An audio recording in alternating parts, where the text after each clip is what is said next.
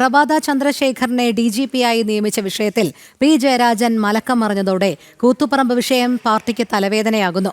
റവാദ ചന്ദ്രശേഖറുടെ നിയമനം രക്തസാക്ഷി കുടുംബങ്ങളെ ഉൾപ്പെടെ ബോധ്യപ്പെടുത്താൻ CPM പാടുപെടുമെന്ന് വ്യക്തം.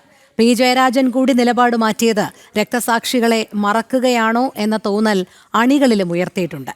കണ്ണൂരിൽ നിന്നും മിഥുൻ പിള്ള ചേരുന്നു. രോഹിണി, റവാഡ ചന്ദ്രശേഖരനെ DGP-ആയി തെരഞ്ഞെടുത്ത വിഷയവുമായി ബന്ധപ്പെട്ട് നിലപാട് മാറ്റവുമായാണ് പി ജയരാജൻ ഇപ്പോൾ രംഗത്ത് വന്നിരിക്കുന്നത്. നേരത്തെ എന്താണോ പറഞ്ഞത് അതിൽ നിന്നൊക്കെ തന്നെ മലക്കം മറിഞ്ഞുകൊണ്ട് പി ജയരാജൻ രംഗത്ത് വരുന്നൊരു സാഹചര്യമാണ് നമ്മൾ ഇന്ന് കണ്ടത്. അതായത് താൻ സർക്കാർ തീരുമാനത്തിനൊപ്പമാണ്, പാർട്ടി തീരുമാനത്തിനൊപ്പമാണ് എന്നൊരു നിലപാടാണ് പി ജയരാജൻ സ്വീകരിച്ചത്. ഏതായാലും ഈ ഒരു വിഷയത്തോടു കൂടി പി ജയരാജൻ കൂടി കൂത്തുപറമ്പ് രക്തസാക്ഷികളെ തള്ളിപ്പറയുകയാണെന്നൊരു ചോദ്യം തന്നെയാണ് അണികളിൽ നിന്ന് പ്രധാനമായും ഉയരുന്നത്.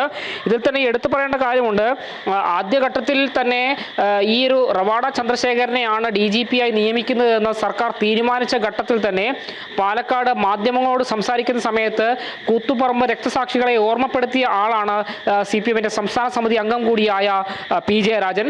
അതേ പി ജയരാജനാണ് പാർട്ടിക്കുള്ളിൽ നിന്ന് തന്നെ വിമർശനങ്ങൾ ഉയർന്ന പശ്ചാത്തലത്തിൽ വളരെ പെട്ടെന്ന് മലക്കം മറിയുന്നൊരു സാഹചര്യം ഉണ്ടായത്.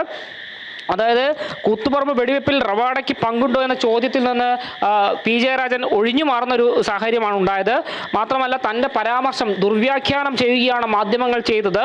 മന്ത്രിസഭാ തീരുമാനത്തിലോ CPM-വുമായി ബന്ധപ്പെട്ട കാര്യങ്ങളിലോ തനിക്ക് വ്യതിചലനം ഉണ്ടായിട്ടില്ല എന്നും പി ജയരാജൻ പറയുകയുണ്ടായി. മാത്രമല്ല DGP-യുടെ നിയമനം രക്തസാക്ഷി കുടുംബങ്ങൾ ഉൾക്കൊള്ളുമോ എന്ന ചോദ്യത്തിനും കൃത്യമായ മറുപടി പറയാൻ പി ജയരാജൻ തയ്യാറായിട്ടില്ല.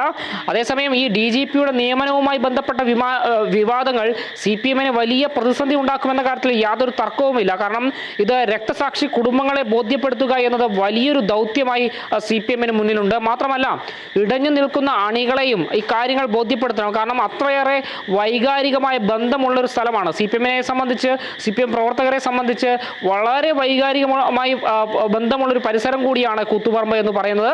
അതുകൊണ്ട് തന്നെ റവാഡയുടെ നിയമനത്തെ ഏതൊക്കെ വിധത്തിൽ ന്യായീകരിച്ചാലും അണികൾ അതിനെ അംഗീകരിക്കുമെന്നൊരു തോന്നലില്ല. ഏതായാലും ഈ ഏറ്റവും ഒടുവിൽ സൈബർ സഖാക്കൾക്ക് വളരെ പ്രിയപ്പെട്ട ആളായ പി ജയരാജൻ പോലും ഇത്തരമൊരു നിലപാട് സ്വീകരിച്ചതോടെ കൂത്തുപറമ്പ് രക്തസാക്ഷികളെ പി ജയരാജനും തള്ളിപ്പറയുകയാണോ എന്നൊരു ചോദ്യം തന്നെയാണ് പ്രധാനമായും ഉയർന്നു വന്നിരിക്കുന്നത്. ഏതായാലും വരും ദിവസങ്ങളിലും ഈ കാര്യങ്ങളിലൊക്കെ CPM നേതൃത്വം മറുപടി പറയേണ്ട തലത്തിലേക്ക് കാര്യങ്ങൾ എത്തിച്ചേരുമെന്ന് തന്നെയാണ് പ്രതീക്ഷിക്കുന്നത്. രോഹിണി.